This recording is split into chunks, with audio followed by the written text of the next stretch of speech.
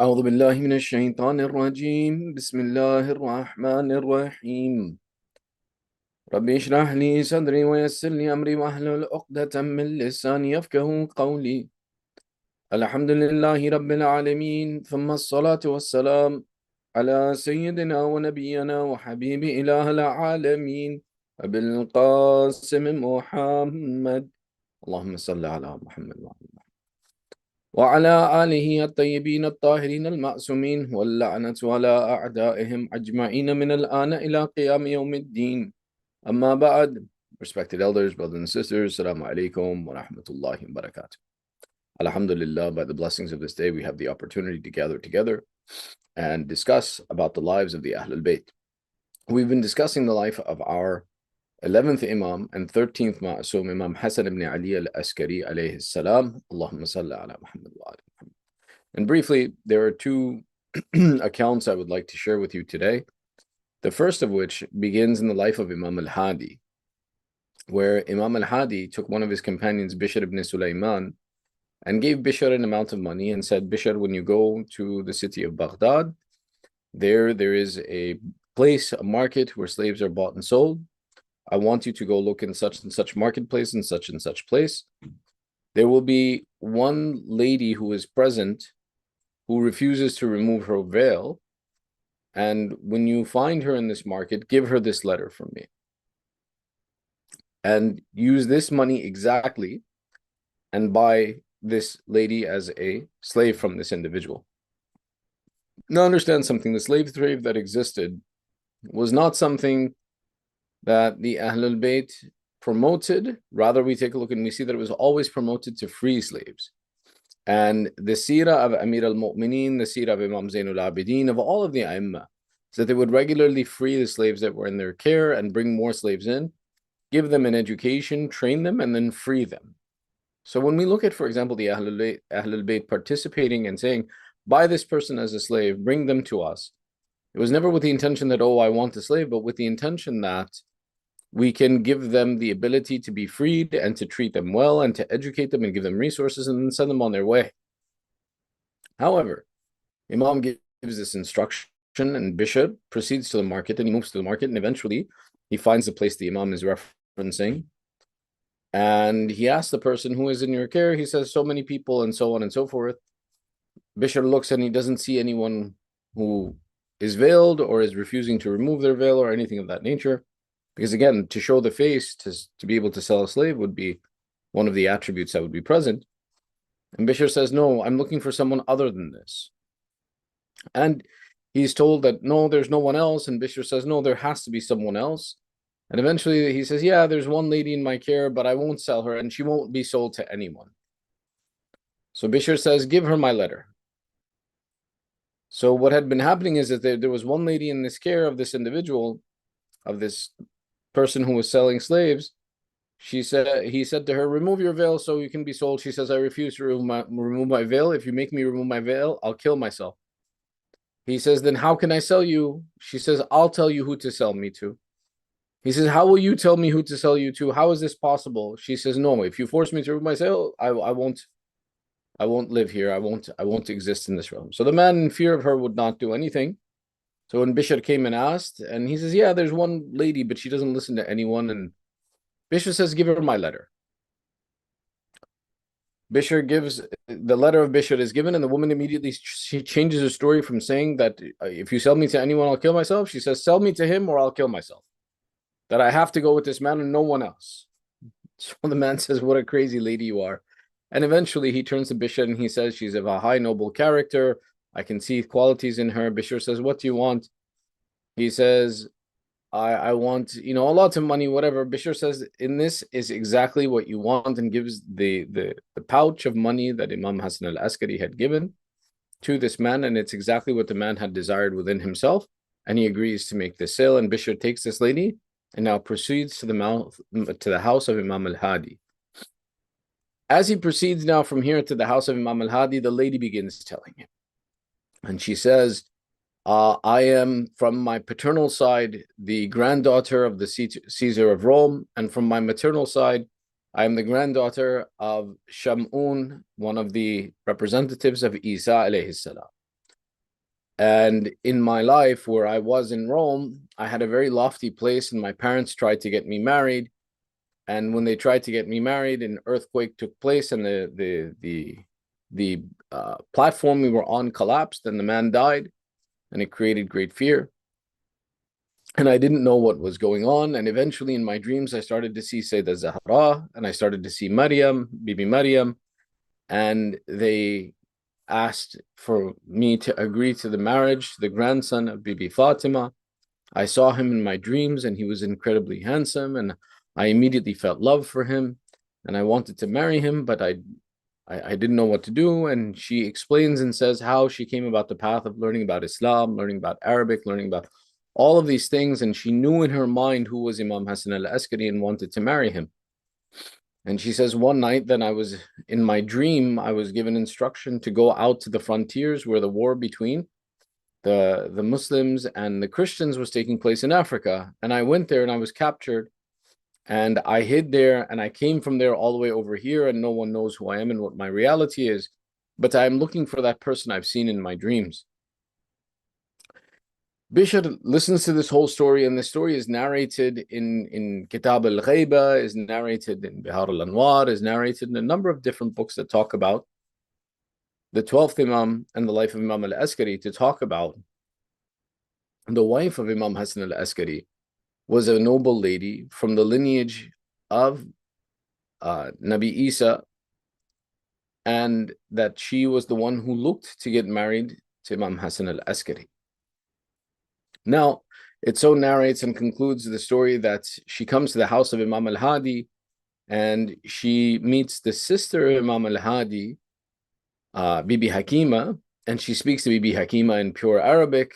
And Bibi Hakima is surprised that, how do you, and she says, I have learned and I was trained in this language as well too, and that she could speak Arabic fluently in the house of Imam al-Hadi. And of course, the Imams have the ability to speak to a person in any language that they possess. And eventually, when Imam Hasan al-Askari comes to the house, he looks at the lady and he sees, and Imam Hadi says, I have brought her here for your marriage. And Imam Hasan al-Askari sees, I see the lady who will be the mother of the 12th Imam. And the wedding of these two takes place at this point in time. Now, in history, the personalities of the ladies of Ahlul Bayt is always something that's a little bit hidden. It's never discussed openly. Not only that, in the life of Imam Hasan al-Askari, his marital situation was always very difficult, because the Banu Abbas knew that the son of Hasan will be the one who changes the world. So they kept a very close eye on Imam Hasan al-Askari and kept a very close eye on the affairs of his house, which is why some narrations will say different names for the wife of Imam Hasan al-Askari. And sometimes they'll say that no, he wasn't married, he only had a maidservant, and they won't describe and give the name of that maidservant. The significance of this is to say that in the house of Imam Hasan al-Askari throughout his life was always a presence of spies to keep an eye on who were the family of Imam Hasan al-Askari, what were the chances that someone could be the mother of a child or carrying a child, and the intention was that don't let a child be born to Imam Hasan al-Askari, because if the child is born, he will change the world. So God forbid, the spying views inside of the house of Imam Hasan al-Askari were to try and assassinate children before they were born. So which is why in narrations of history, there are debates and discussions about who was actually the name of the mother of the 12th Imam. Was he actually even born? According to some people, they doubt, because it wasn't a safe time. And which is why the description of the birth of the 12th Imam is like the description of the birth of Nabi Musa. You see, when Nabi Musa was to be born, the situation was really bad, and Pharaoh was killing all of the newborn children. So it wasn't visible that Nabi Musa's mother was going to have a child at all, until the very night that he was going to be born, that Allah made it immediately visible. And within a matter of hours, you could tell that she was going to have a baby, and the baby was born. Similarly happens a story in the house of Imam Hasan al-Askari. And one of the miracles of Imam al-Askari is the fact that in spite of all these dangers and difficulties, that his son, the Imam of our time, the 12th Imam, was born, and only one child was born to the 11th Imam. The authenticity of the narration of the birth of Imam Mahdi that comes in the life of Imam Hasan al-Askari is actually narrated authentically by Sayyidah Hakima, the aunt of Imam Hasan al-Askari, the sister of Imam al-Hadi, who is the one who stays in the house of Imam Hasan al-Askari the night of the birth and witnesses the birth to Bibi Narjis, and gives us this narration and gives us the narration of the authentic birth. But the reality of the marriage of Imam Hasan al-Askari was something that within itself was miraculous, that it was something that was, if you look at the lineage and the connection of the lineage, when the Imam is under constant observation, the Imam is in a state of difficulty, that it's hard for some people to believe that his wife was actually a princess of Rome. And which is why there are various different authentic or discussed narrations that even talk about and say that no, the mother of the 12th Imam was actually African. And the argument is that she was a slave that was brought from the frontier of the war between the Christians and the Muslims in Africa. And this is true. And which is why those who, again, can't find her biography authentically come to the conclusion and say that, oh, well, then in this case, it must be that she was an African lady who married Imam Hasan al-Askari. She was a freed slave who was the wife of Imam Hasan al-Askari and the mother of the 12th Imam. All of these statements individually can be seen as correct, but collectively they are not sufficient to represent the reality of the story, that Allah had a desire that the 12th Imam should be a joinder between the lineages of the awliya of Nabi Isa and the awliya of Rasulullah. That those who are the successors of Nabi Isa, from their lineage is the mother of the 12th Imam, and from the successors of Rasulullah is the lineage of the fathers of Imam Zaman. And so Allah had a desire to make this as something that would be complete in a representation and a hujjah and authority over all of these people. Now, this is a series of narrations that come to us that give us authenticity, but the repetition amongst our books of these types of narrations tell us that there is a significance and a value to this teaching. Now, as I mentioned, the period of Imam Hasan al-Askari's imamat is only 6 years. Most of that time, approximately 4.5 years, is actually spent in prison. There's only a short period of the life of Imam Hasan al-Askari where he wasn't actively in prison and separated from his family. Because the other question you could ask is, well, if he was in prison for 6 years, then how did the Imam have a child? If he's in prison and his wife is in the house, where did this happen? But what's very interesting is a story is told that the Imam, when he's put into prison in Baghdad, whether it's in Baghdad or in Samarra, that the Imam is imprisoned. And he stays in this prison for a very long period of time until eventually a situation arises, the Khalifa needs assistance. What happens is in Kitab Muntaha al-Amal of Sheikh Qummi, it narrates and says that this took place in the city of Baghdad, that Imam Hasan al-Askari was imprisoned in Baghdad, sent from Samarra to Baghdad in the prison there. While he was in prison there, the city of Baghdad was undergoing a drought. And one of the recommendations for Muslimin is that if you are in a drought, you perform Salat al-Istisqa. Salat al-Istisqa is a mustahab prayer, but it is the only mustahab prayer that can be performed in Jama'ah. So the Muslims would gather together to recite Salat al-Istisqa. So now imagine a big city like Baghdad in the condition of a drought, and all of the Muslims gathered together, that they would leave their shops and their homes and they would gather in one place under the open sky and make this dua that may Allah send down rain upon them. When it had been happening for a number of days that they had been praying, but rain wasn't coming, it so happened that a Christian monk entered the city and he witnessed everybody going to pray. And he asked, hey, where are you guys going? And they said, well, we're going to go pray for rain because of this drought. The monk says, can I come with you? And they say, sure, why not? All the Muslims gather together, make Salat al-Istisqa, no rain comes. The Christian monk says, hey, do you mind if I pray? They say, why not? Sure, it's a bad situation, pray. The monk prays, and as soon as he raises his hands to pray, it starts to rain. The Muslims who are present there become very confused. They come to the conclusion, they say, hey, I thought we were on the right religion. I thought we were closer to Allah. But if we're closer to Allah, then why is it that when we pray for rain, it doesn't rain? And when this Christian monk prays, it rains. Baghdad was the capital of Islam. was the capital city, was the busiest and biggest city in the religion. And now doubt is spreading that, hey, are we wrong to be Muslim? Are Christians actually closer to Allah than we are? The news reaches the Khalifa of the time, and the Khalifa turns to his wazirs and says, hey, what do we do about this? And the wazirs are like, this is very serious because, well, you're the Khalifa of Muslimin. If they all become Christian, you're not their Khalifa anymore. You lose your power and authority. You have to do something about this. So they thought about solutions. How do we solve this? How do we prove that we're right? How do we prove that something's wrong? What do we do? And from the example of the previous Imams, that every time the religion would be in danger, the Imam would come and save it, was something that the Khulafa and the Wazirs remembered.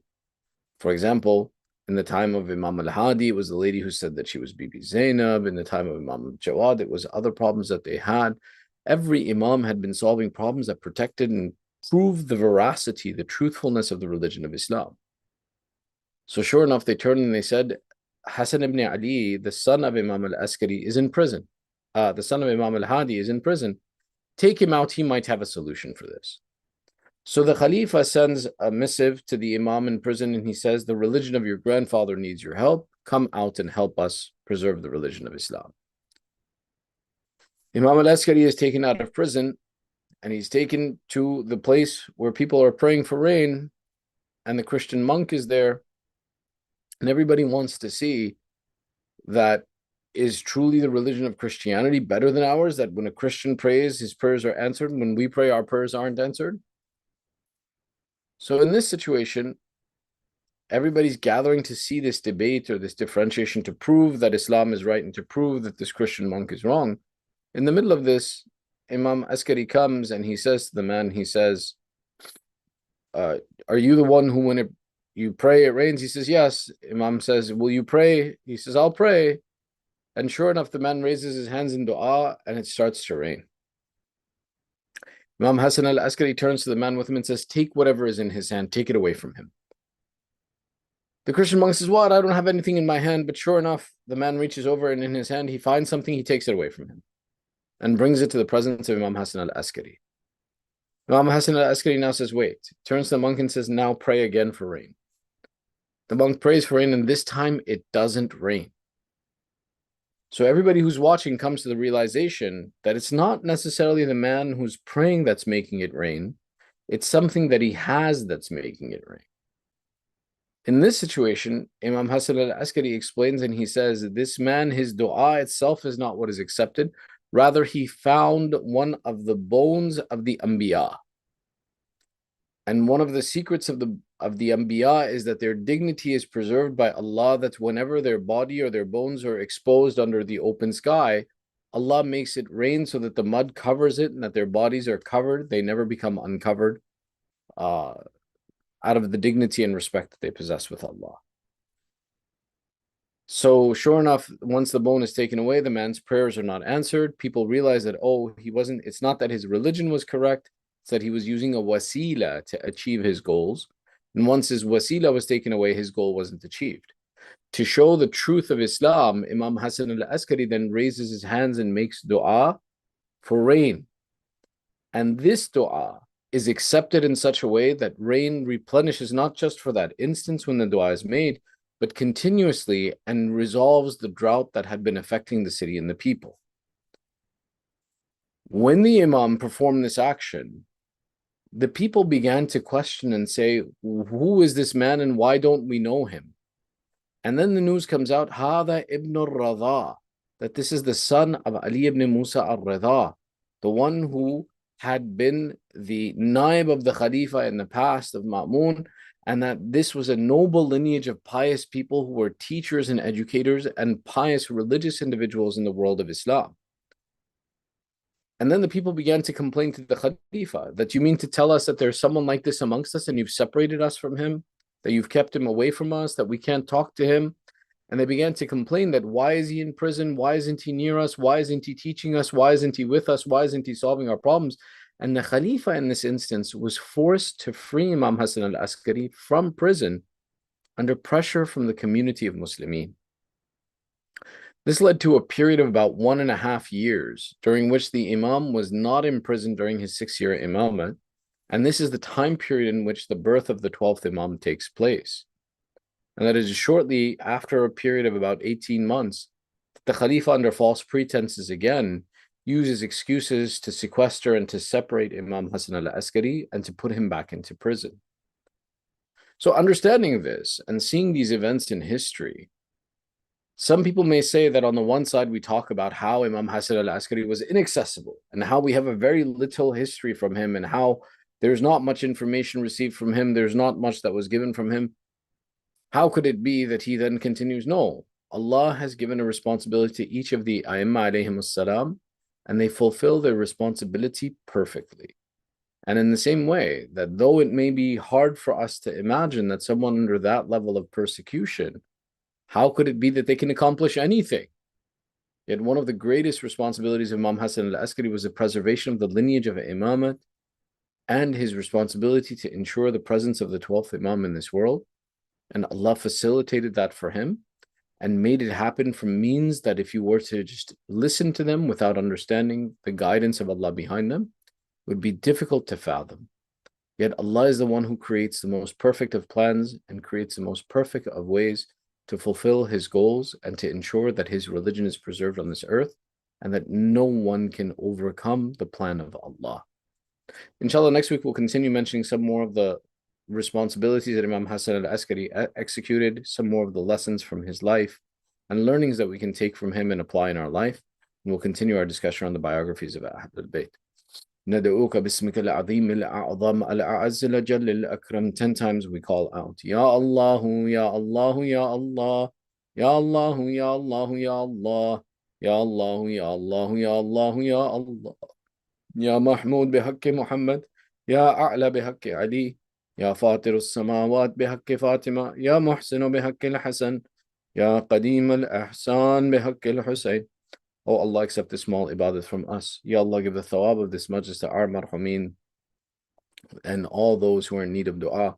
Oh Allah, we have gathered here with hajat by the right of the Ahlul Bayt. Fulfill the needs and the hajat of all those who believe. Ya Allah, aid the mu'mineen wherever they are. Give aman and security to believers wherever they may be. Keep our children on the upright path of Islam.